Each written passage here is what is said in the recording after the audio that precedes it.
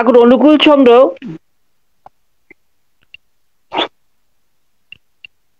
তার যে ধর্ম ভাবনা, সেই ধর্ম ভাবনা তিনি যেখানে শুরু করেছিলেন,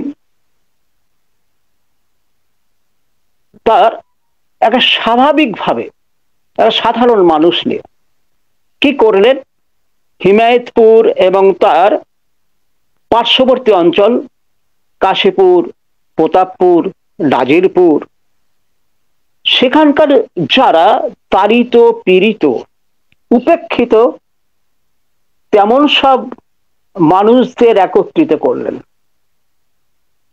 কিছু কিছু ভালো মানুষ ছিলেন, তারা সন্ধ্যেবেলা হলে ওই বিধৌত যে পদ্মা, যে পদ্মায় ঠাকুর অনুকূল চন্দ্রের পরশ রয়েছে, সেই পদ্মার তীরে বসে তারা গান করতেন। ঠাকুর করলেন কি, এই সব মানুষগুলোকে একত্রিত করার জন্য তিনি তাদের গান রচনা করে দিলেন, তাদের যন্ত্রানুষঙ্গ যন্ত্র ব্যবস্থা করে দিলেন।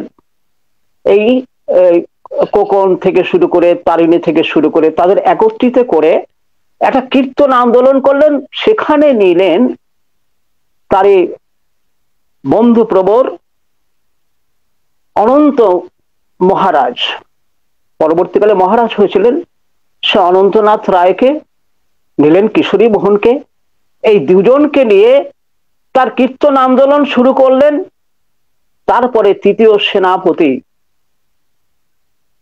অদ্বৈত মহাপ্রভু, তারই পঞ্চদশতম বংশধর আচার্য সতীশচন্দ্র গোস্বামীকে নিয়ে এই সৎসঙ্গের যে ত্রয়ী, সেই ত্রয়ীদের নিয়ে আন্দোলন শুরু করলেন।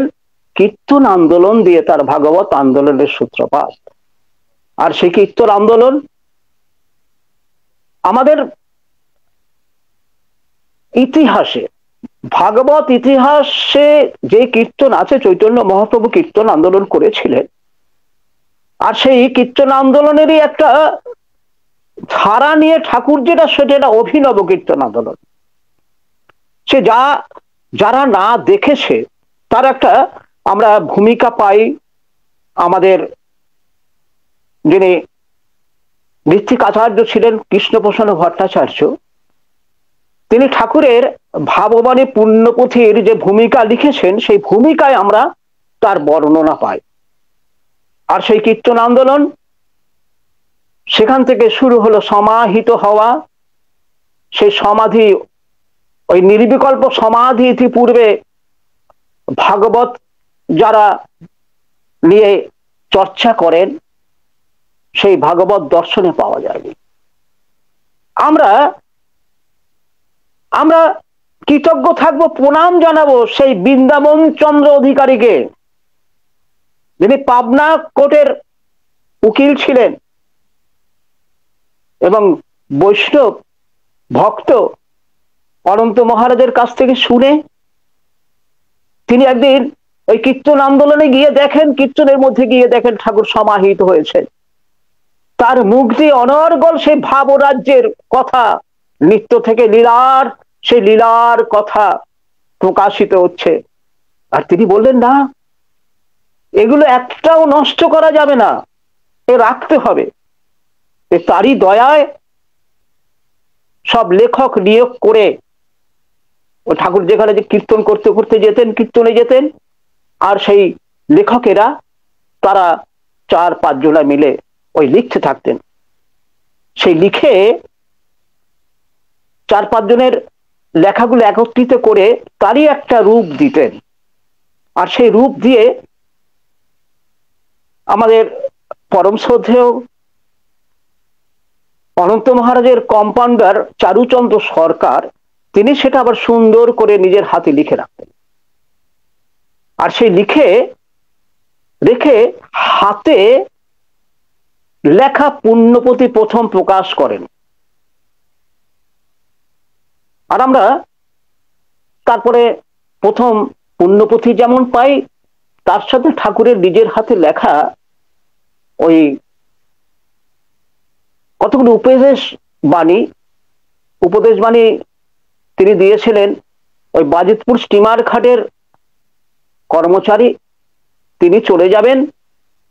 তার বিরহ বেদনা, ঠাকুরকে সাথে পেয়ে যে আনন্দ পেয়েছিল, তার বদলির চাকরি, তিনি বদলি হয়ে যাবেন দেখে ঠাকুরকে নিবেদন করেন যে আপনি এমন একটা কিছু আমাকে উপদেশ লিখে দিন যাতে মনে করতে পারি আপনার সাথে আছি, আপনার লীলা উপভোগ করছি। তখনই তিনি একটা চিঠি লিখে দিয়েছিলেন ভাই অতুল বলে। সেটাই পরবর্তীকালে আমাদের এই সুরেশ মুখোপাধ্যায়, তত্ত্বকণার লেখক, তারই প্রচেষ্টায় সেটা প্রথম পুস্তক আকারে আর 15 দিনের ভাববাণী নিয়ে এই দুটো প্রকাশিত হয় বিশ্বগুরু উৎসবে। এই সৎসঙ্গ আন্দোলন ছড়িয়ে পড়ল হিমায়তপুর থেকে কুষ্টিয়া, এবং সেই কুষ্টিয়া থেকে বাংলার প্রান্তে প্রান্তে। আর কুষ্টিয়ার গুরু ভাইরা তারা তৎকালীন যুগের যারা শিক্ষিত বরেণ্য ডাক্তার, উকিল, মুক্তার, প্রত্যেকে বিখ্যাত বিখ্যাত নয়। প্রফুল্লচন্দ্র রায়, বীরু রায়, অশ্বিনী বিশ্বাস, সত্য দত্ত, সতীশচন্দ্র জোয়ারদার কেউ কিন্তু তৎকালীন যুগের অপাঙ্ক্তেও ছিলেন না। সকলে দেখলেন, হ্যাঁ এই তো পরম পুরুষ। সকলে খুঁজে পেলেন তার ভিতরে তাদের প্রাণের দেবতাকে। আর ঠাকুর অন্তরালে থেকে তাদের দিয়ে কি আন্দোলন শুরু করলেন? ওই কুষ্টিয়ায় কীর্তন আন্দোলন, ঠাকুর যখন যেতেন কীর্তন করতেন, অনন্ত মহারাজ যেতেন এবং হিমায়তপুর থেকে সবাই যেতেন কীর্তন করতে করতে, সেখানে ওই গোসাই বাবা প্রথম বাড়া দিতে গিয়ে দীক্ষা দেন। তারই মন্ত্রশিষ্য, তিনি কুলগুরু ছিলেন, তিনি গিয়ে ওই বারাদির খোকা ডাক্তার ওই পরিবারকে দীক্ষা দেন। আর ওই থেকে প্রচারের সূত্রপাত হয়। আর সতীশচন্দ্র জোয়ারদার যখন দীক্ষা গ্রহণ করেন, তিনি, তার ওই কলা বাগান ছিল, সেই কলা বাগানে আশ্রম করতে বলেন ঠাকুরকে। আর ঠাকুর তখন ওই গোসাই বাবাকে নিয়ে এসে সেখানে বলেন আশ্রম করতে। তাই ঠাকুর অনুকূল চন্দ্রের প্রথম আশ্রম হয় কুষ্টিয়াতে কলা বাগানে। এবার কলা বাগানের আশ্রমের পরে আবার ওখানকার ভক্তর ওখানে প্রচার, বিশেষ প্রচার হতে থাকলো। সমস্ত জ্ঞানী গুণী মানী সমস্ত মানুষ দীক্ষা গ্রহণ করলেন। ওখান থেকে কমলাপুর, কালীগঙ্গার তীরে, হ্যাঁ, সে কমলাপুরেও সেখানে একটা আশ্রম হল। আর এই যে আন্দোলন চলছে, আর সেই আন্দোলনের মধ্যমণি ঠাকুর মাঝে মাঝে আসেন। আর যখন কুষ্টিয়াতে আসেন জনসমাগম হয়, একের পর এক দীক্ষিত হতে থাকে। আর কুষ্টিয়াতে ভক্তদের দিয়ে তিনি কি করলেন, যে সমস্ত মহাপুরুষদের জন্মদিন পালন করানো শুরু করলেন। কুষ্টিয়া এমন একটা জায়গা ছিল, সেখানে ব্রাহ্ম, মুসলমান, খ্রিস্টান, বৌদ্ধ সব সম্প্রদায়ের মানুষজনের বাস ছিল। আর কুষ্টিয়ার আরেকটা বিখ্যাত হচ্ছে সেখানে শিলাইদহ কুঠি বাড়ি আমাদের রবীন্দ্রনাথের, এত বড়। আবার ছেউরে রয়েছে কাছে। তে এই বিখ্যাত জায়গায় তিনি কি করলেন, ওই প্রত্যেকটি মহাপুরুষের জন্মদিন পালন করানো শুরু করলেন তার ভক্তদের দিয়ে। এবার সাম্প্রদায়িক সম্প্রীতি শুরু হলো। আর তখন যে অবস্থা রাজনীতিতে, অর্থাৎ ব্রিটিশ তারাও স্বদেশী দল, তারও একটা অত্যাচার আছে। কারণ অশ্বিনী বিশ্বাস, বীরু রায় তারা স্বদেশী করতেন, তারা ঠাকুরের শিষ্য হয়েছেন। আর এর মাঝে এই এত কিছুকে ঠাকুরকে কিন্তু ম্যানেজ করতে হচ্ছে। আর এটা করার পরে তিনি ওই জন্মদিন করলেন। সেই জন্মদিনে সকল মানুষকে, অর্থাৎ তথাকথিত যারা রাজনীতি করেন তাদের, যারা ধর্মনীতি করেন তাদের, হিন্দু মুসলমান খ্রিস্টান সম্প্রদায় নিরপেক্ষ সবাইকে নিয়ে এই আন্দোলনটা শুরু করলেন। আর এই আন্দোলন হবার ফলে খুব আনন্দে পাচ্ছে সেই কুষ্টিয়ার ভক্তগণ।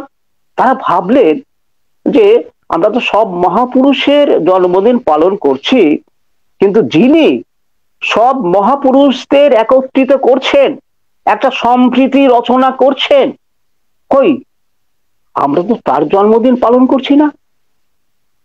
তাই তো ভাই, তো সবাই সিদ্ধান্ত নিল যে তার জন্মদিন পালন করতে, অর্থাৎ ওই পরম পুরুষ বিশ্বগুরু শ্রী শ্রী ঠাকুর অনুকূল চন্দ্রের জন্মদিন পালন করতে হবে।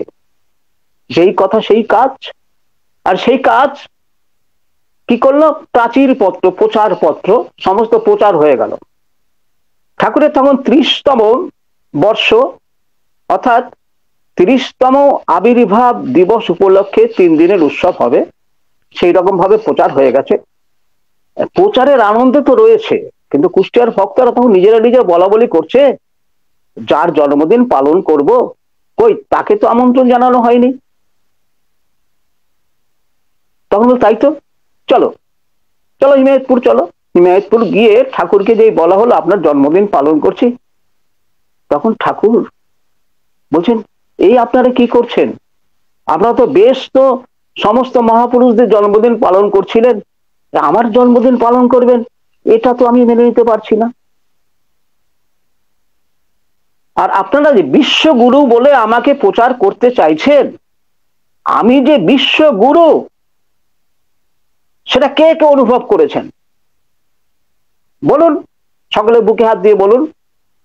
আপনারা আজকে যেটা প্রচার করছেন, আপনাদের উপলব্ধিতে সেটা যদি না থাকে, এমন একটা সময় আসবে তখন কিন্তু আপনারা লোকের সামনে উপস্থাপনা করতে পারবেন না। তখন ওর মুখে চাওয়াচুই করছে, কেউই প্রমাণ দিতে পারছে না, বোঝাতে পারছে না। তখন অনন্ত মহারাজের শরণাপন্ন হলেন। অনন্ত মহারাজ গম্ভীর ভাবে চিন্তা করে বলে, দাঁড়ান, আপনারা হিমায়তপুরে থাকুন, আমি আমার কাশীপুরের সাধন ঘরে একটু যাই। কাশীপুরে তার সাধন গৃহ ছিল, যে সাধন গৃহের থেকে ঠাকুর অনুকূল চন্দ্র তার ওই উদ্বন্ধনে আত্মাহুতি দিতে চেয়েছিলেন, সেখান থেকে বাঁচিয়েছিলেন, ঈশ্বর দর্শন করিয়েছিলেন। আর সেখানে গিয়ে তিনি সাধন করলেন। সাধন করে এসে 4-5 দিন পরে এসে বললেন, আপনারা বিশ্বগুরু করে প্রচার করুন, যা বলুন, বিশ্বগুরু বলুন, পুরুষোত্তম বলুন, আমি দেখে এলাম তিনি সেই, আমি দেখে এলাম তিনি সেই, জোর কণ্ঠে বলুন, জোর করে গলায় বলুন। তারা আশ্বস্ত হলেন। এবার কিন্তু ঠাকুর কিছুতেই রাজি হচ্ছেন না। তার নামে বিশ্বগুরু তাকে প্রচার করে উৎসব হবে, তিনি রাজি হচ্ছেন না। মায়ের কাছে গেলেন। কুষ্টিয়ার ভক্তরা, দাদারা মায়ের কাছে গিয়ে মাকে বললেন, মায়ের কাছে নিবেদন করলেন। মা তখন প্রথমে রাজি হচ্ছেন না। এবার অনন্ত মহারাজ গিয়ে তাকে মাকে বোঝাচ্ছেন, মা এরা এত কষ্ট করে এসব আয়োজন করেছে, এই আপনারা যদি না যান, ঠাকুর যদি না যান, তাহলে সব পণ্ড হয়ে যাবে। আপনি কি ওদের মনে ব্যথা দিতে চান? আর সবাই জানে মায়ের কথা ঠাকুর ফেলতে পারবে না, মা যা বলবে তাই শুনবে। মা গিয়ে বললে, অত করে আয়োজন করেছে, চল না যাই। মায়ের কথা ফেলতে তো পারবে না, রাজি হলো। এবার ওখান থেকে হিমায়তপুর থেকে আসবেন উৎসবের আগের দিন রাতে। আর কুষ্টিয়ার ভক্তরা আগে থেকে সমস্ত মানুষদের জানিয়েছেন, যা আয়োজন, মানে যারা একটা অনুমান করেন যে এত লোক হতে পারে, তার চেয়ে 4-5 গুণ বেশি লোক, মানে কোথাও তিল ধারণের জায়গা নেই। স্টিমারে করে আসবে, আর সবাইকে দাঁড় করিয়ে দিয়েছেন, ভক্তরা দাঁড় করিয়ে দিয়েছেন। ওই বিশ্বগুরু নামবেন স্টিমার থেকে, তাকে সবাই সম্বর্ধনা জানাবেন, প্রণাম জানাবেন। কেউ শাক হাতে, কেউ খোল, কেউ সিংহা, যে যেমন পেরেছেন তাই নিয়ে। আর যার কাছে কোনো বাদ্যযন্ত্র নেই, কিছু নেই, শঙ্খ আছে, হুলুধ্বনি আছে, সবাই প্রস্তুত হয়ে আছেন। বিশ্বগুরু যিনি নামবেন তাকে স্বাগত জানাবেন। আর ওদিকে তালবেড়ের মোড় থেকে তখন ঢুকছে, তালবেড়ের মোড় থেকে কুষ্টিয়াতে স্টিমার ঢুকছে, সার্চ লাইট দেখা যাচ্ছে। আর আয়োজকরা বলছিল স্টিমার ঢুকছে, তারা তো প্রস্তুত সম্বর্ধনা দেওয়ার জন্য। আর ঠাকুর কি করলেন, যেই স্টিমার কুষ্টিয়ার ঘাটে ভিড়ল, তিনি অলক্ষ্যে ওখান থেকে নেমে সবাইকে, সকলকে ফাঁকি দিয়ে ওই সবাই সম্বর্ধনা অর্থাৎ প্রণাম জানাবার আগে, সম্বর্ধনা জানাবার আগে তিনি ওই বিশ্বগুরুর রূপ দেখালেন, সাষ্টাঙ্গে প্রণাম করলেন সমাগত ভক্তবৃন্দের উদ্দেশ্যে। সবাই সকালে বিহবল। এখানে একটু বোঝার আছে বিশ্বগুরু কেন, তিনি কি করলেন, যে ওই আয়োজকদের ব্যবস্থাপনায় সবাই যদি প্রণাম করতে আসতো, তাহলে এমন হুড়ুহুড়ি পড়ে যেত, কে আগে যাবে তাতে হতাহত হবার একটা অবস্থার সৃষ্টি হতো। আর অন্তর্যামী যে বিশ্ব গুরু, তিনি বিশ্বের সবকিছু জানেন, তার জন্য সেই অবস্থাটাকে নিজেই ব্যবস্থা এমন করে দিলেন যাতে একবারে নিয়ন্ত্রণ, সামঞ্জস্য সমাধান তিনি করে ধীরে ধীরে সম্বর্ধনা দিতে হবে। তখন বলছেন আমাকে সম্বর্ধনা দিতে হবে না, কুষ্টিয়াদের ভক্তদের বললেন। তিনি একেবারে একটা বালকের মতো মায়ের হাত ধরে ওই প্যান্ডেলের দিকে গেলেন। সেখানে প্যান্ডেলে গিয়ে দেখছেন তার একটা ছবি। তার ছবি দেখে ওই বীরুরাই ওদের বলছেন, ও বীরুদা, এই ছবিটা এটা কি? বলে আপনার ছবি। বলছে আমার ছবি কেন, এখানে অন্য কোনো মহাপুরুষদের ছবি রাখুন, আমাকে বিশ্বগুরু করে প্রচার করে ছোট করে দিয়েন না, আমি আপনাদের একজন হয়ে থাকতে চাই। মানুষের ঘরের নোংরা পরিষ্কার করার জন্য তো একটা মেথড লাগে, আমাকে আপনাদের অন্তরে স্থান দিন, আপনাদের মনের যত মলিনতা আমি যেন দূর করে এই স্থানটুকু দিন, আমাকে ঠাকুর সাজিয়ে বিশ্বগুরু সাজিয়ে দূরে সরিয়ে দেবেন না। তারা নিজেরা পরামর্শ করলেন, বীরু রায়, সত্য দত্ত, অশ্বিনী বিশ্বাস, এরা এরা পরামর্শ করে বললেন যে না, ও যে ছবি রেখেছি ঠাকুরের তো অনেক কথাই আমরা শুনি না, অনেক কথাই তো শুনি না, এটাও নয় না হলে শুনলাম, না শুনলাম, ঠিক আছে, আমরা যা বুঝেছি বিশ্বগুরু মেনেছি, বিশ্বগুরু বুঝেছি, ওই বিশ্বগুরুর ছবি থাকবে। যাই হোক, দিয়তাং ভুজ্যতাং, এত এত ব্যবস্থা এরকম বিশ্বগুরুর মতো কোন উৎসব আজ পর্যন্ত কোথাও হয়নি। আমরা মহাভারতে যে উৎসবগুলোর কথা পাই, রাজস্ব যজ্ঞের কথা পাই, সেই রাজস্ব যজ্ঞের সঙ্গে তুলনা করা চলে। কুষ্টিয়ার কোনো বাড়ি সবাই বাড়ি ছেড়ে দিয়েছেন, সেখানে কোনো সম্প্রদায় ছিল না, ধনী নির্ধন ছিল না, চন্ডাল ব্রাহ্মণ ছিল না, সকলেই ওই উৎসবে এত ভাতমারা সবাই ছেড়ে দিয়ে চারোদিকে সবাই মিলে উৎসবটাকে সার্থক করে তোলার জন্য ওদিকে কথকতা চলছে, কীর্তন চলছে, সবকিছু চলছে। আর এই উৎসব সমাপন্তে ভক্তরা জিজ্ঞেস করলো, ঠাকুর উৎসব কেমন হলো? আর ঠাকুর বলেন, ঠিকই আছে, উৎসব মানে উৎকৃষ্ট প্রসব করে। হ্যাঁ, ব্যাপনে বর্ধনে, একটা মানুষ যখন ব্যাপনে বর্ধনে সম্বর্ধনায় বৈশিষ্ট্যের প্রসম দিয়ে নিজেকে সম্বর্ধিত করতে পারে, তারই আয়োজন হচ্ছে উৎসব। কিন্তু আপনাদের এই উৎসবে যাদের সমর্থ আছে তারাই তো এসছে, কিন্তু যাদের সমর্থ নেই তারা তো আসেনি। হ্যাঁ, তারা তো আসেনি, তাহলে তো সবাইকে আমন্ত্রণ জানাতে পারলেন না। তাই এটা যে সবার উৎসব তো হয়ে ওঠেনি। তা আমি বলি কি, আপনারা নিত্য গুপ্ত উৎসব করুন। মানে কেমন গুপ্ত উৎসব? আপনারা যে যেখানে আছেন আপনাদের পরিবেশে কেউ যেন অভুক্ত না থাকে, কেউ যেন অসহায় না থাকে, কেউ যেন দরিদ্র না থাকে, কেউ যেন অসুস্থ না থাকে, সবাই যেন বুক ফুলিয়ে বলতে পারে আমি পরম পিতার সন্তান, আমার আর দুর্বলতা নেই, আমি আর অসুস্থ নই, আমার সবাই আছে, আমি সবার, আমার সবাই, এই ভাবটা যেন নিয়ে আসতে পারে। এমন এমন গুপ্ত উৎসব করুন। যাই হোক, এই প্রথম উৎসব শ্রী শ্রী ঠাকুরের যখন 30 বছর বয়স তখন হয়েছিল। তারপরে বিশ্বগুরু উৎসবের পরে চারিদিকে একটা হইচই পড়ে গেল, একটা আলোড়ন সৃষ্টি হলো, যে কলকাতার বুকে ঠাকুর অনুকূল চন্দ্র ওই শিয়ালদা স্টেশনে খবরের কাগজ পেতে শুতেন, যে কলকাতায় ডাক্তারি পড়তে গিয়ে কলের জল খেয়ে তার দিন যাপন করতে হয়েছে, এমন দিন গেছে। খালি পায়ে সেই বউবাজার থেকে বাগবাড়ি মানিকতলা সেখানে ডিসেকশন করতে গেছেন। আর সেই কলকাতার বিখ্যাত সব মানুষেরা, সাক্ষ্য সিংহ সেন, তারা গিয়েছিলেন বিশ্বের উৎসবে।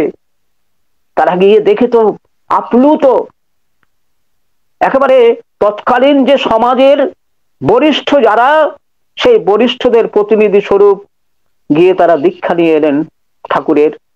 এসে কলকাতায় সব জায়গায় প্রচার করলেন। ধীরে ধীরে এটা ওই বারিন ঘোষের কানে গেল, ওই অরবিন্দ ঘোষের, শ্রদ্ধেয় প্রণম্য অরবিন্দ ঘোষের যে ভাই, সে বারিন ঘোষের কাছে গেল। তখন ঠাকুরের কিছু বদনাম শুরু হয়েছিল। আসলে পুরুষোত্তম যখন আসেন, সে পুরুষোত্তমের যেমন আলোকবর্তিকার সাথে কিছু টিকটিকি থাকে, তারা ওই আলোক সহ্য করতে পারে না, তারা আসে ওই পোকা খেতে। ওই তেমনি আমাদেরই শত্রু হয়েছিল কিছু লোক, তারা ঠাকুরের কিছু নিন্দামন্দ করলেন। সেই নিন্দামন্দ শুনে ওই বারিন ঘোষ গেলেন হিমায়তপুরে সমস্ত দেখে এসে একেবারে নারায়ণী পত্রিকা, দেশবন্ধু চিত্তরঞ্জন দাসের নারায়ণী পত্রিকা, সেই পত্রিকায় একটা আর্টিকেল লিখলেন ঠাকুরকে কেন্দ্র করে, পাবনার মধুচক্র। আর সেই আর্টিকেল বিদগ্ধ জনসমাজে এমন একটা প্রভাব বিস্তার করলো, সকলে ঠাকুরকে দেখতে চান। তো ঠাকুর সব ভক্তদের নিয়ে ওই কুষ্টিয়া থেকে একবারে ঘুরে ঠুরে বরানগর হয়ে ওই সাক্ষ্য কারবালা ট্যাঙ্ক লেন আছে, সেখানে সাক্ষ্য সিংহ সেন তাদের বাড়িতে এলেন। আর তৎকালীন সমাজের যারা পণ্ডিত ব্যক্তি, ডাক্তার, উকিল, প্রতিষ্ঠিত রাজনীতিবৃন্দ, সকলে ঠাকুরের সাথে সাক্ষাৎ করলেন। আবার নতুন লীলা, এদিকে হিমায়তপুর থেকে গিয়েছিল কুষ্টিয়া, আর কুষ্টিয়া থেকে চলে এলো আবার কলকাতায়। এক এক করে কলকাতার ভক্তরা, আর সেখানে ধীরেন্দ্রনাথ চক্রবর্তী একদিন এসে দেখেন ঠাকুরের ওই হরিতকি বাগান লেনে তার সঙ্গে সাক্ষাৎ হয়, তিনি দীক্ষা গ্রহণ করেন।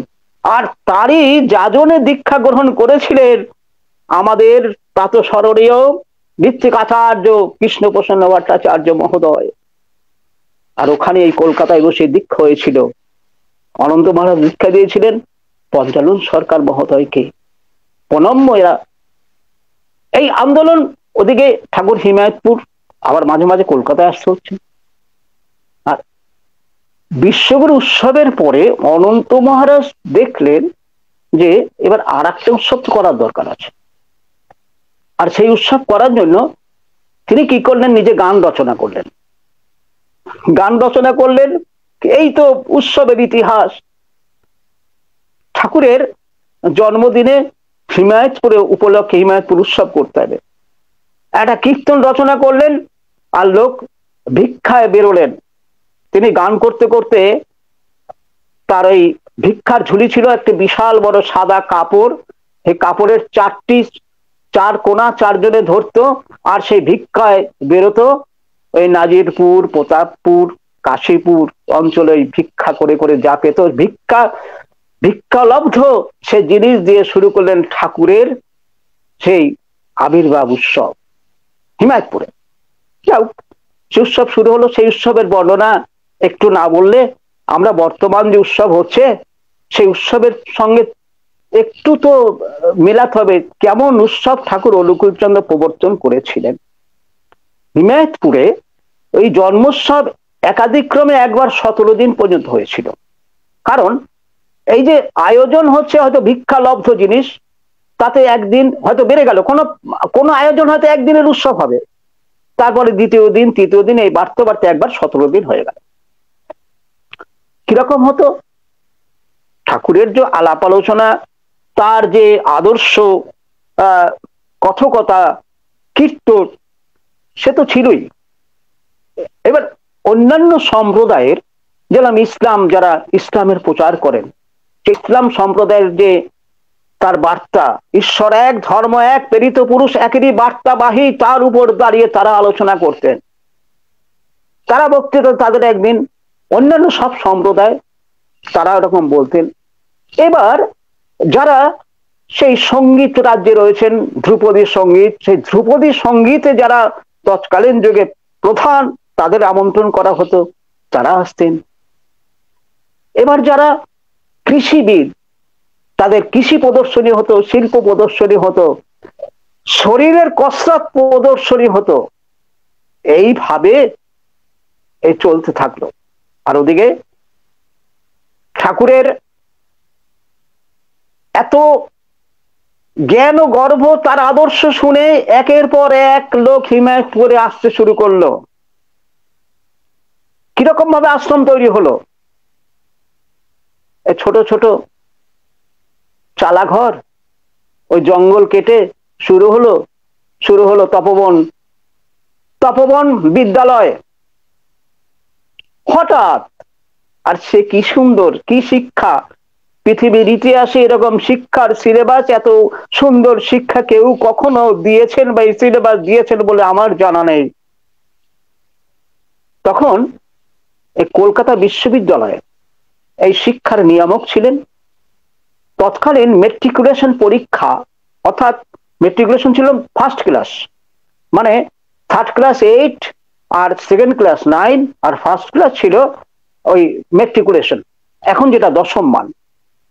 সেই দশম মানের পরীক্ষা দিতে হবে কলকাতা বিশ্ববিদ্যালয়ের সিলেবাস, আর ঠাকুর নিজের মতো করে সেটাকে তৈরি করে দিলেন। আর এক একজন করে ধৈর্যটি প্রসাদ নিয়োগী, ব্রজগোপাল দত্ত রায়, আমাদের পঞ্চানন সরকার, এইসব বিখ্যাত বিখ্যাত মানুষকে দিয়ে ঠাকুর এমন ভাবে তৈরি করালেন, ওই 10 বছরের পাঠক্রম 3 বছরে। যেসব ছেলেরা মানে এমন একটা ব্যবস্থা, কোনোদিন লেখাপড়া শেখেনি, 12-13 বছর বয়স, এর চেয়ে বয়স্ক লেখাপড়া শেখেনি, তাদের দিয়ে শুরু করলেন। তাদের দিয়ে কেমন শুরু করলেন? লিটারেশন যেমন ছিল, অর্থাৎ ওই কলকাতা বিশ্ববিদ্যালয়ের যে সিলেবাস, সেই সিলেবাস তো ছিলই। আর ঠাকুরের শিক্ষা কি? প্রতিদিন ভোরবেলায় উঠতে হবে, ধ্যানে বসতে হবে, স্নান করতে হবে, সদাচার মানতে হবে, সমস্ত অঙ্গন পরিষ্কার করতে হবে, নিজের জামা কাপড় ছাত্ররা নিজেরাই কাচত। আবার ওই কুটির শিল্প শিখতে হতো। জ্যামিতিক আকারে তারা কৃষি করত। কৃষির যে এক একটা চাষ করানো হতো, সেখানে জ্যামিতির আকারে করানো হতো। সেই কৃষির মধ্যে জ্যামিতি শেখাতো। আবার ওই কৃষিতে একটা প্রতিযোগিতা হতো, যার ফসল খুব ভালো হতো তাদের আবার সম্বর্ধনা দেয়া হতো, এক্সিবিশন করা হতো। আবার ওই ছাত্রদের যে অসুখ বিসুখ যদি হতো, আমাদের বিশ্ববিজ্ঞান মন্দির, সে বিশ্ববিজ্ঞান কেন্দ্রটা রয়েছে এখন ওই মেহেরপুরে, ভগ্ন অবস্থায়। খুব দুঃখের কথা আবার আপনাদের একটু বলতে হচ্ছে। আজকে ওই পাবনা, আমাদের এই বাংলার একজন নায়িকা ছিলেন সুচিত্রা, সে সুচিত্রা দেবী, সুচিত্রা সেন, তারও পিত্রালয়, তারও নাকি জন্মভূমি পাবনা। শুনেছি তার বাড়িটা হেরিটেজ বিল্ডিং হয়েছে। আর ঠাকুর অনুকূল চন্দ্র যিনি বিশ্বগুরু, যিনি সমস্ত বৃহত্তর পাবনা শুধু নয় বৃহত্তর বাংলা তথা ভারতের যে উন্নতি সাধন করেছেন, মুক্তির জয়গান গেয়েছেন, মুক্তির সন্ধান দেখিয়েছেন।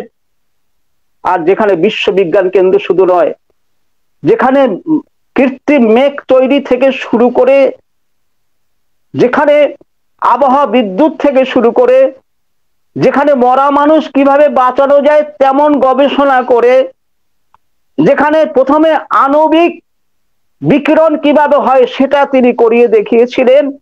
আর সেই পবিত্র স্থান হিমায়তপুর, যেখানে সমস্ত পৃথিবীর মানুষ একত্রিত হয়েছে, ওই আমেরিকা থেকে এসেছেন রিয়ার্টার হাউজেনম্যান, ইজে স্পেন্সার সাহেব, যেখানে খলিলুর রহমান এসেছেন, এসে ওই তার মধ্যে তার আল্লাহকে খুঁজে পেয়েছেন।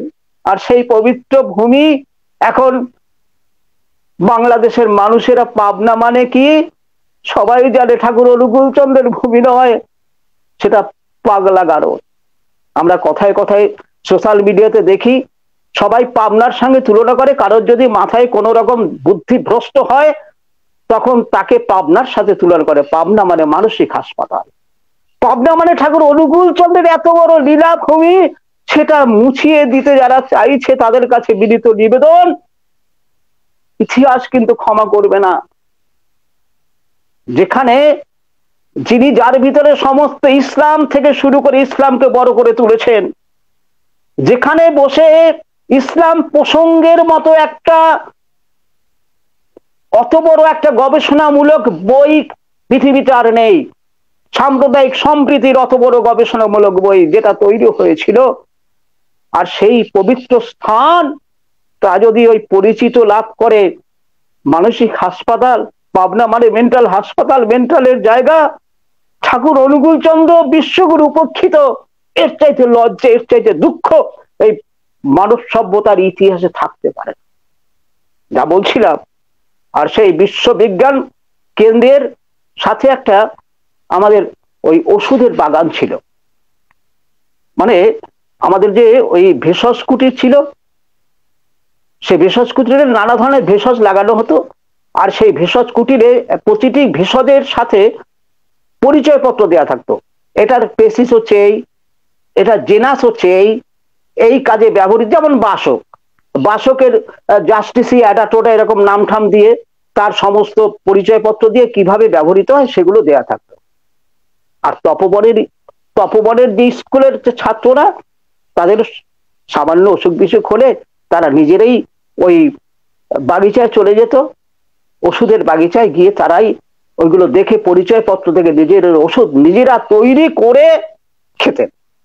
আর এইভাবে এত কষ্ট করে আজকের যে শিক্ষা ব্যবস্থা তার সঙ্গে তুলনা করলে দেখা যাবে এদের কোন রকম সহায় সম্বল একবার আনন্দবাজারে খেত, আর তাই খেয়ে প্রত্যেকে সম্মানের সাথে উত্তীর্ণ হয়েছেন। আর উত্তীর্ণ হওয়ার সাথে সবাই কারোর বোঝা হয়নি, বেকার বলে ছিল না। তারা ওই ওই 15-16 বছর, 14-15 বছর ছেলেরা তারা বাড়িতে গিয়ে বাবা মায়ের সাহায্য করেছেন, সহায় হয়েছেন। এই হচ্ছে ঠাকুর অনুকূল চন্দ্রের পরিকল্পনা।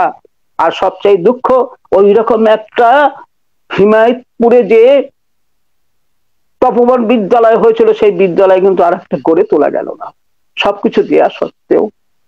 আর সেই হিমায়তপুরের যে মাটি, সেখানে যা গড়ে উঠেছিল, ওই দেশ নেতারা এসে তৎকালীন ওই মোহনদাস করমচাঁদ গান্ধী এসে, নেতাজি সুভাষচন্দ্র এসে বলছে এই তো মিনি ভারতবর্ষ, এই তো স্বপ্নের একটা দেশ, স্বপ্নের রাষ্ট্র।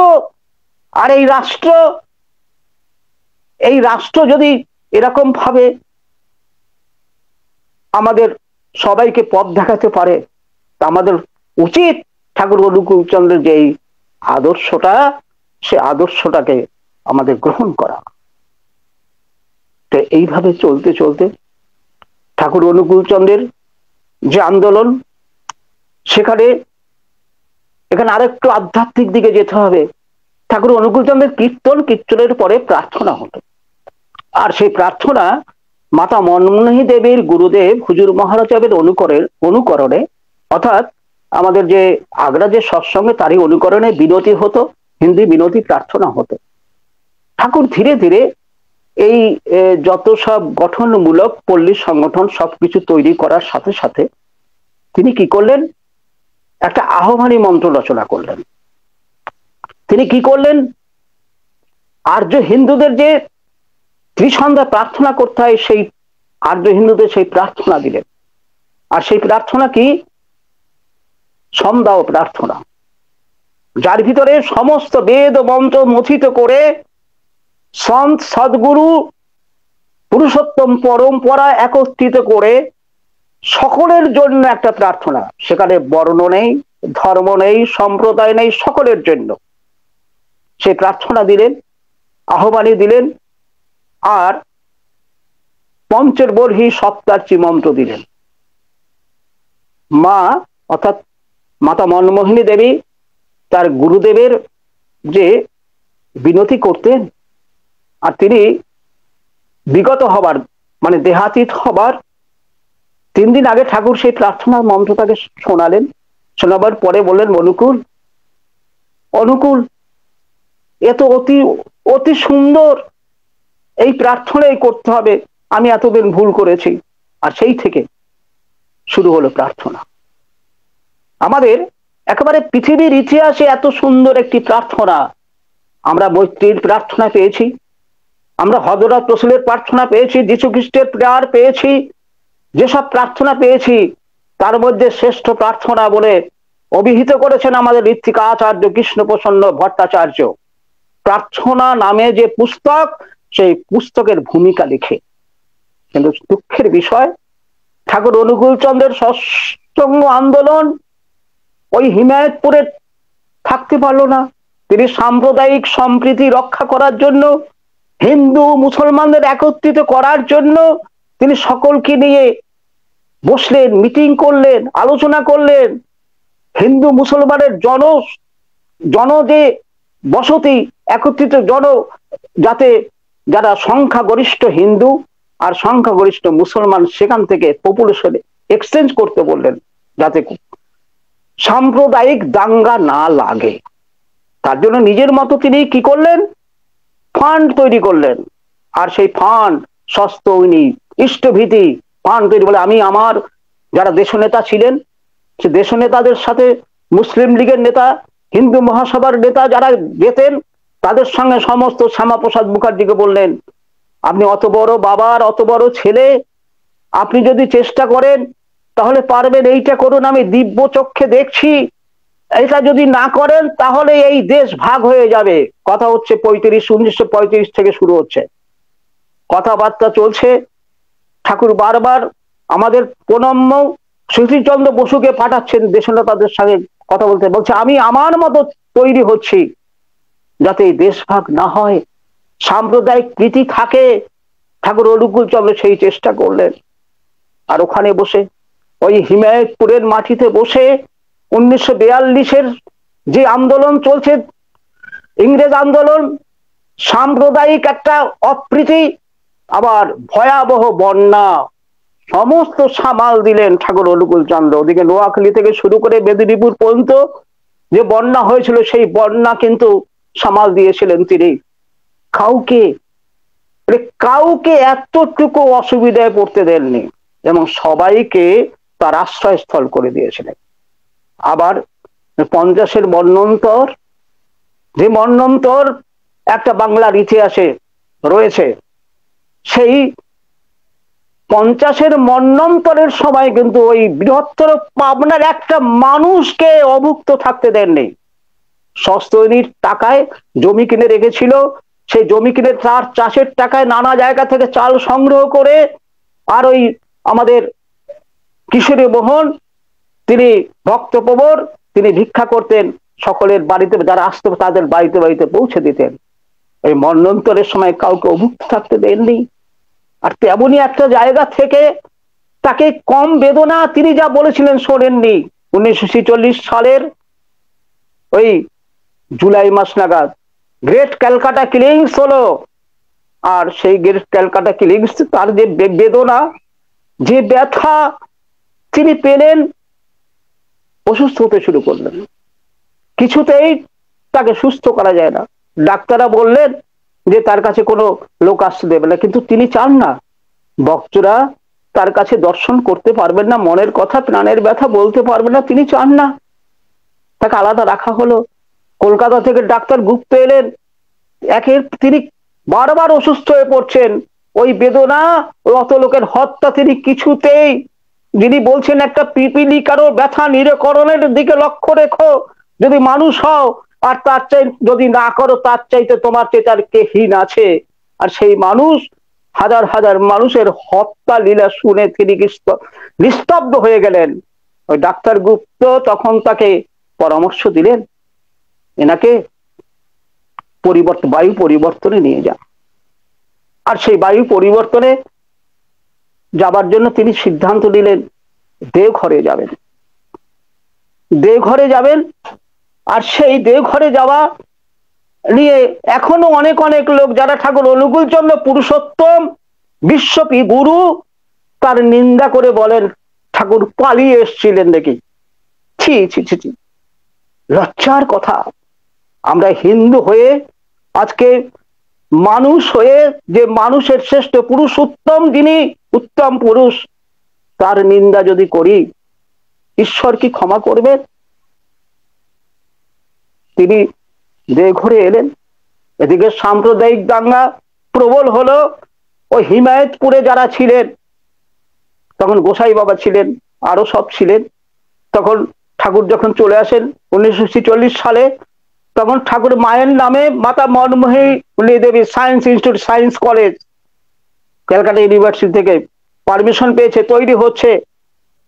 তখন এই মানে ঋত্বিক আচার্যদেব কেষ্টতাকে সাথে নিয়ে এলেন, রেখে এলেন আমাদের ওই প্রণম্য ওই আলোচনা প্রসঙ্গের যে লেখক প্রফুল্লদাকে, তিনি ছিলেন প্রিন্সিপাল। ঠাকুর চলে আসার পরে সাম্প্রদায়িক দাঙ্গে এমন হয়, ওই আশ্রম, সাধের আশ্রম, যারা ওখান থেকে উপকৃত হয়েছিল তারাই তছনছ করে দিল। একের পর এক লোক ওখান থেকে আসতে শুরু করল। আর ঠাকুর দেওঘরের নবাগত, তিনি থাকেন ভাড়া বাড়িতে, বড়াল বাংলোয়, এক এক করে এক একটা বাড়ি নেওয়া হয়েছে। ওই তাড়িত পীড়িত হয়ে যারা ওখান থেকে ঠাকুরের আশ্রয়ে চলে এসছেন, ঠাকুর কিন্তু কাউকে তাড়াননি, কাউকে এতটুকু অনাশ্রিত করেননি। আর একটা এখানে খুব তার আদর্শের একটা দিক, যারা এসে ওই দেওঘরে এসেছিলেন এবং যারা ওখান থেকে শরণার্থী হয়ে ঠাকুরের কাছে এসেছিলেন, তাদের সেবা করার জন্য মারোয়ারি রিলিফ সোসাইটি, ভারত সেবাশ্রম সংঘ, রামকৃষ্ণ মিশনের সাহায্যার্থী, তারা সাহায্য করার জন্য এসেছিলেন। আর যারা ঠাকুরের খুব একান্ত অনুগত ভক্ত, তারা ঠাকুরকে জিজ্ঞেস করেন যে আমরা কি সাহায্য নেব? তাড়িত পীড়িত অনাশ্রিত মানুষ, অসহায় মানুষ, তারা সাহায্য নেবে কিনা পরম পিতার কাছে জিজ্ঞেস করছেন। আর পরম পিতা বলছেন মানে গৃহহারা, আশ্রয়হারা দুর্ভাগ্যের বটে, কিন্তু যোগ্যতা হারা আরো দুর্ভাগ্যের। তোমাদের আশ্রয় গেছে, আশ্রয়চ্যুত হয়েছো, বাস্তুহারা হয়েছো, ঠিক আছে, কিন্তু যোগ্যতা হারা হয়েও না। তোমরা সবাইকে দেবে, কারো কাছ থেকে নেবে না। যে দেয় সে বড় হয়, যে নেয় সে ছোট হয়। তোমরা সবাইকে সাহায্য করবে।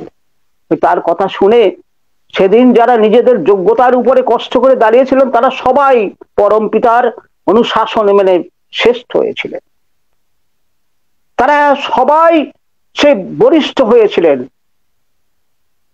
কিন্তু ঠাকুর কিছুতেই ভেঙে পড়েন, আবার নতুন করে গড়ে তোলেন, আবার নতুন করে দেওঘরের মতো করে গড়ে তোলেন। নানা জায়গার লোক আসে। তিনি চেয়েছিলেন যে ওই দেশনেতারা যদি আসে, দেশনেতারা এলে তাদের ওই একটা কথাই বলতেন যে শাসন সংস্থা যেমনই হোক, জাতির মাথা ঘামাও না, যৌন ব্যাপার শুদ্ধ না হলে দেশের জীবন টিকবে। তার একটাই কথা। আজকে যে সারা বিশ্ব জুড়ে যে অশান্তি, যে হিংসার বাতাবরণ চলছে, তার মূলে কিন্তু রয়েছে বিবাহ ব্যবস্থার গলদ। মানুষ জন্মায়, আর সেই শুদ্ধ আত্মা নিয়ে যদি মানুষ না জন্মায়, দিব্য জন্ম যদি না হয়, সে মানুষের ভিতরে হিংসা থাকে, মানুষের ভিতরে ঈর্ষা থাকে। আবার মানুষ যদি সেই কয়াধুর গর্ভে প্রহ্লাদের মতো জন্মায়, তারা হরিভক্তি পরায়ণ হয়, ঈশ্বর পরায়ণ হন, কাউকে হিংসা করে না। আর ঠাকুরের তাই প্রথম কথাই ছিল, প্রথম বাণী আমরা যেটা পাই পুণ্যপুঁথিতে, আমি চাই শুদ্ধাত্মা। আর সারা জীবন তিনি তাই চেয়েছেন। আর শুদ্ধাত্মা পাওয়ার জন্য তিনি সারা জীবন ভিক্ষা করেছেন। তিনি বলছেন আমি রাজভিখারি। ঠাকুর ওই বই ছাপাবার জন্য কাগজ ভিক্ষা করেছেন, উৎসব করার জন্য বাস ভিক্ষা করেছেন, কাউকে সাহায্য করার জন্য অর্থ ভিক্ষা করেছেন। আর নববধূ যদি ঠাকুরকে প্রণাম করতে আসতো, তাকে বলতেন, ও মা, আমাকে একটা ভিক্ষা দিবি? তার বলুন প্রভু, দেব। 3 সত্যি কর। সত্যি সত্যি সত্যি 3 সত্যি করিয়ে বলতেন, বলে বলুন প্রভু, আমাকে একটা ভালো ছাওয়াল দিবি? একেবারে এই হচ্ছে মূল আদর্শ। তাই ঠাকুর অনুকূলচন্দ্রের যে বর্তমান পরিস্থিতিতে যারা ঠাকুরের আদর্শের নামে তার আহ্বানী বন্ধ করেছেন, তার আদর্শের নামে যারা তার রচিত সন্ধ্যা প্রার্থনা বন্ধ করেছেন, তাদের কাছে অনুরোধ, তার রচিত পুরুষোত্তম বন্দনা, তার প্রার্থনার, তার মধ্যে সমস্ত আদর্শ নিহিত রয়েছে। আর ঠাকুর বলছেন প্রতিটি মানুষ মাত্রই ওই পঞ্চবর্ষী সপ্তাহটিকে মানতে হবে, হিন্দু মাত্রকেও মানতে হবে। প্রতিটি মানুষ, এখানে প্রতিটি সম্প্রদায়, তার অস্তিত্ব যদি রক্ষা করতে হয়, তাকে পঞ্চবর্ষীর আহ্বান, ঈশ্বর এক, ধর্ম এক, প্রেরিত পুরুষ সেই একই বার্তাবাহী। আর পূর্ব গুরুদের প্রতি শ্রদ্ধা সম্পন্ন এই শিক্ষা আমাদের চালিয়ে দিতে কিন্তু এখনো পারেনি। তাই জন্য আমাদের ব্যক্তিগত সাধনায় দীক্ষা সার্থক করতে গেলে কি করতে হবে? ব্যক্তিগত সাধনায় উষানিশায় মন্ত্র সাধন, চলাফেরায় জপ, যথা সময় ইষ্ট নির্দেশ মুক্ত করাই তপ।